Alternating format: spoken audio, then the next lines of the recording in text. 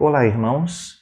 No devocional anterior, nós falamos sobre o terceiro alvo do discipulado, que é ser estabelecido na igreja local. A necessidade, a importância que existe para nós participarmos de uma igreja local. Nós destacamos que somente assistir os cultos não significa que a pessoa vai estar firmada ou integrada à igreja. A razão principal para uma pessoa ser firmada na igreja é que, assim acontecendo, Deus será glorificado. E por isso nós devemos nos empenhar em ajudar as pessoas a se integrarem à igreja. Hoje, eu gostaria de ampliar este entendimento, lhes mostrando por que nós precisamos de ser integrados e como isto deve ser feito. Eu quero começar fazendo um destaque para um texto muito conhecido dos irmãos, que é João capítulo 14, versículo 6, onde lemos: Disse-lhe Jesus: Eu sou o caminho, a verdade e a vida. Ninguém vem ao Pai senão por mim. A igreja é o veículo que está indo no caminho de Deus. Agora, em Cristo, nós fazemos parte do seu corpo. E como o corpo de Cristo, nós temos a missão de fazer seu ministério pessoal. Preste bem atenção nisso. Aquele ministério que Jesus desenvolveu durante os anos em que ele estava aqui na terra, no seu corpo físico, esse ministério agora continua através da igreja local. Agora vamos observar este texto. Abra sua Bíblia e acompanhe comigo. Eu vou lê-lo mais uma vez. Disse-lhe Jesus: Eu sou o caminho e a verdade e a vida. E ninguém vem ao Pai senão por mim. Observe o texto. O caminho é o povo de Deus, a igreja, o veículo. A verdade é a palavra de Deus, a Bíblia que temos em nossas mãos. Esta palavra, a Bíblia, é o mapa, vamos dizer assim, do caminho. A vida é o Espírito de Deus. O Espírito Santo que nos iluminou para entender as Escrituras. O Espírito que nos regenerou, que nos selou para o dia da redenção e que nos guia. O Espírito de Deus, o Espírito Santo, é o guia. Vamos agora observar alguns textos que deixam este entendimento mais claro. Em Filipenses capítulo 3, versículo 6, nós lemos assim: Segundo o zelo, Paulo dando um relato, apresentando o seu currículo vitae, ele diz: perseguidor da igreja, segundo a justiça que há na lei, irrepreensível. Mas eu faço destaque aqui para a menção que ele faz de que ele era o perseguidor da igreja. E com este pensamento, olhe em Atos 22, versículo 4, que ele diz: E persegui este caminho até a morte, prendendo e pondo em prisões tanto homens como mulheres. Ele menciona aqui a expressão caminho. Ele perseguiu este caminho, ele diz. Este caminho é a igreja, é Jesus. Em João 17, 17, nós lemos: santifica-os na tua verdade, a tua palavra é a verdade. E em João 6, 63, nós lemos: o Espírito é o que vivifica, a carne para nada aproveita. As palavras que eu vos digo são Espírito e vida. E agora 2 Coríntios 3, 6, o qual nos fez também capazes de ser ministros de um novo testamento, não da letra, mas do Espírito, porque a letra mata e o Espírito vivifica. Eu destaco ainda, irmãos, que todas as coisas que nós sabemos, que nós cremos, que nós fazemos, vêm de Deus. Escritas estas coisas para a igreja local. Vejam, por exemplo, as cartas que Paulo escreveu às igrejas locais. Escritas também para os irmãos que estavam na Ásia, as 7 cartas escritas para os irmãos que estavam na Ásia, escritas pelo apóstolo João. A maior parte de toda a doutrina que nós temos aprendido vem dessas palavras que foram escritas, inspiradas pelo Espírito Santo para a edificação do seu povo.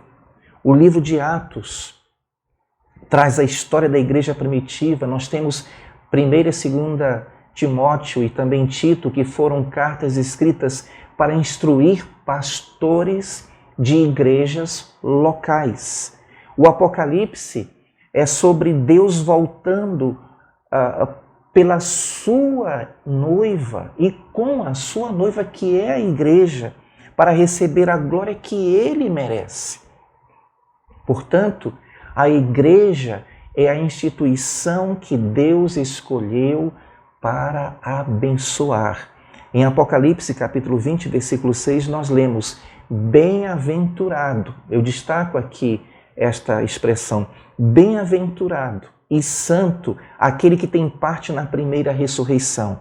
Sobre estes não tem poder a segunda morte, mas serão sacerdotes de Deus e de Cristo e reinarão com ele 1000 anos.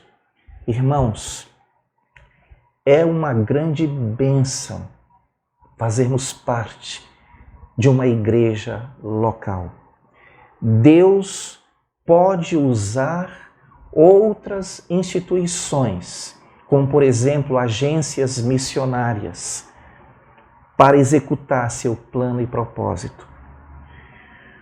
Mas a igreja é a única instituição que propositalmente ele escolheu para abençoar. E Cristo amou a igreja, conforme lemos lá em Efésios 5:25. E obviamente, a igreja significa muito para Cristo. Cristo morreu pela igreja, ela é a sua noiva e ele deu à sua noiva o seu Espírito, ele deu o Espírito Santo. E este Espírito Santo habita em nós.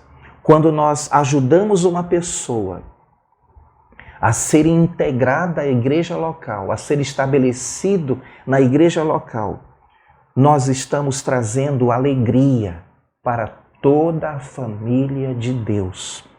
E para encerrar, vejamos como nos tornamos firmados na igreja local. Em primeiro lugar, eu preciso ter entendimento, eu preciso compreender isso que eu estou apresentando aqui a vocês. Sabendo que somos o corpo de Cristo, nós devemos buscar entender como a igreja funciona.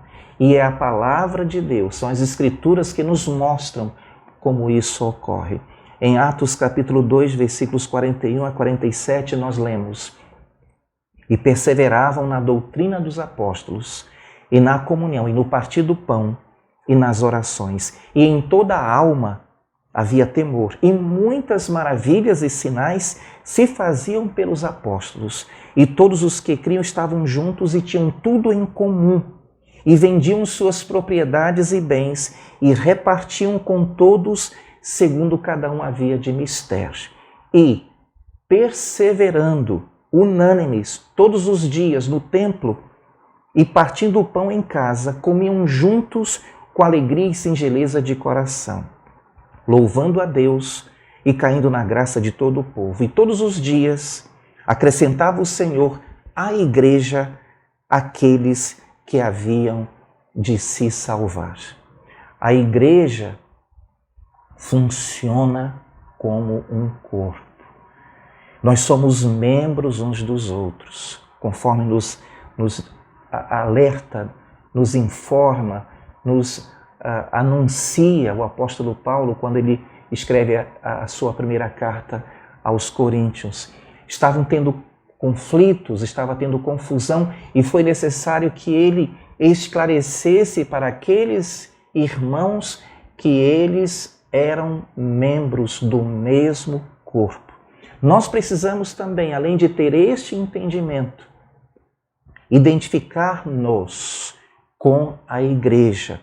Como eu faço isso? Cultivando um desejo de ser parte dela, desfrutando também do direito de participar do corpo de Cristo. E para isso, para que isso possa acontecer na minha vida, eu tenho que me submeter à liderança da igreja.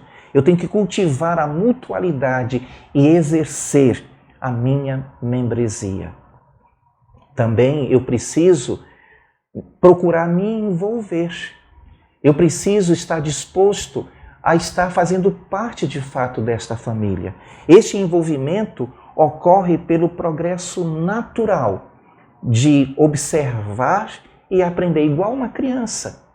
As crianças, na medida em que elas vão crescendo, elas vão assimilando aquilo que elas estão vendo no seio da sua família.